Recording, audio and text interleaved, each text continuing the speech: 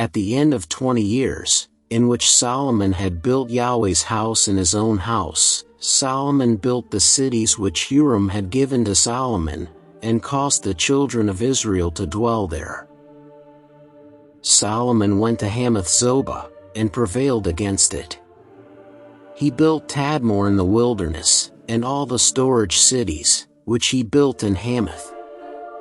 Also he built Beth-horon the upper and Beth-horon the lower, fortified cities with walls, gates, and bars, and Baalath, and all the storage cities that Solomon had, and all the cities for his chariots, the cities for his horsemen, and all that Solomon desired to build for his pleasure in Jerusalem, in Lebanon, and in all the land of his dominion.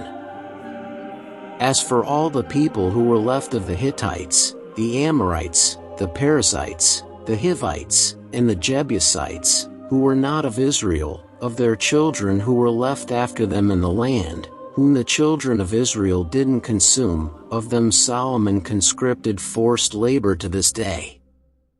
But of the children of Israel, Solomon made no servants for his work, but they were men of war, chief of his captains, and rulers of his chariots and of his horsemen. 10 These were the chief officers of King Solomon, even 250, who ruled over the people. Solomon brought up Pharaoh's daughter out of David's city to the house that he had built for her, for he said, "My wife shall not dwell in the house of David king of Israel, because the places where Yahweh's ark has come are holy." Then Solomon offered burnt offerings to Yahweh on Yahweh's altar which he had built before the porch, even as the duty of every day required, offering according to the commandment of Moses on the Sabbaths, on the new moons, and on the set feasts, 3 times per year, during the feast of unleavened bread, during the feast of weeks, and during the feast of booths. He appointed, according to the ordinance of David his father, the divisions of the priests to their service, and the Levites to their offices, to praise and to minister before the priests, as the duty of every day required, the doorkeepers also by their divisions at every gate, for David the man of God had so commanded. They didn't depart from the commandment of the king to the priests and Levites concerning any matter or concerning the treasures.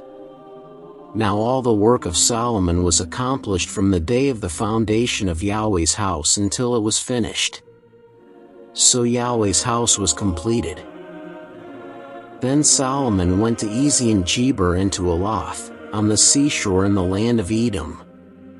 Huram sent him ships and servants who had knowledge of the sea by the hands of his servants, and they came with the servants of Solomon to Ophir, and brought from there 450 talents of gold, and brought them to King Solomon.